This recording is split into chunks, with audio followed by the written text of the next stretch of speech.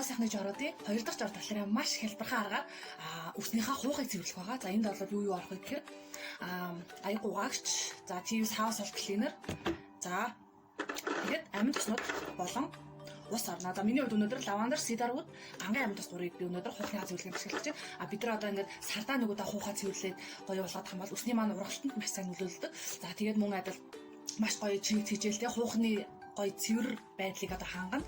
Түүний хийсэн өндөгний маскыг бол 7 хоногт нэгээс 2 удаа тавиад хуухныхаа одоо энэ хийж байгаа цэвэрлэгийг сардаа нэгээс 2 удаа хийгээд өдөр тутамдаа өөрийнхөө хийсэн энэ гоё өсний цацлагыг одоо ингээд өсөндөө цацаад явах юм бол өс маань маш гоё хурдан ургах болно. За тэгээ чиг хичээлийн байдал нь бол маш сайн байгаа. Өс маань маш хурдан хугацаанд түргэн хугацаанд ургахлаа. За ингээд хэдүүлээ хуухны цэвэрлэгийг хийцгээ. За би энэ нөгөө нэг дууссан шампуныхаа савыг угаагаад цэвэрлсэн байгаа.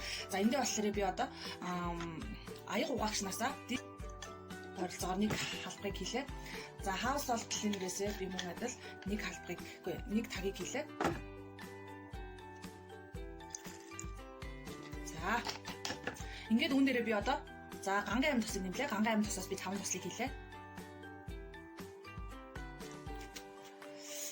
За лавандер амин тус. За энэ маань бол маш гоё чигшлэг өгнө. Үсийг маш гоё гялалцсан эрүүл болгоход туслана. За ингээд тавь тусал. За сидарууд амин тус, хуш модны амин тус. За тархины үйл ажиллагаа сайжруулна, өсний ургалтанд маш тустай. За ер нь бол үс арьсанд бас тустай. Энэ гэсэн. За энэ гур бол гурлаа. Үсэнд маш тустай амин туснууд байгаа. За энэ дээр нэмээд та нарт маань үсэнд тустай тий өөр rosemary ч гэдэг юм уу нэмж болно. За миний хувьд өнөөдөр одоо энэ гурван тусыг нэмлээ. За мөн peppermint-ийг бас нэмэх юм бол үсний ургалтанд бас маш сайн нөлөөлөг байгаа. За ингээд энэ дээр усаа нэмчихнэ. За дүүртэл усаа хийгээд сайхан сэгсэрчнэ.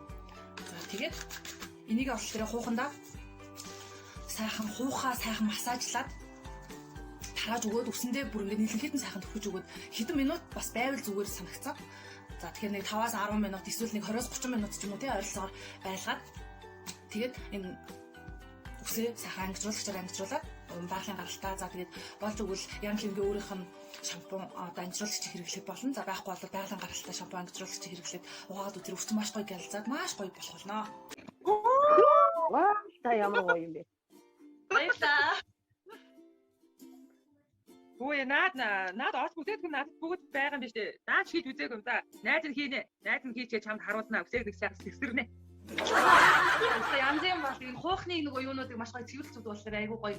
Наад чи гэдэг салхинд ер нь салхи авах үедээ наад нүксүүг нь онгоогоод ямар эвгүй юм бэ? За найз нэг сая ярьсан чинь салаан орж хуухны цэвэрлэгээ хийх шаардлага болсон юм байна.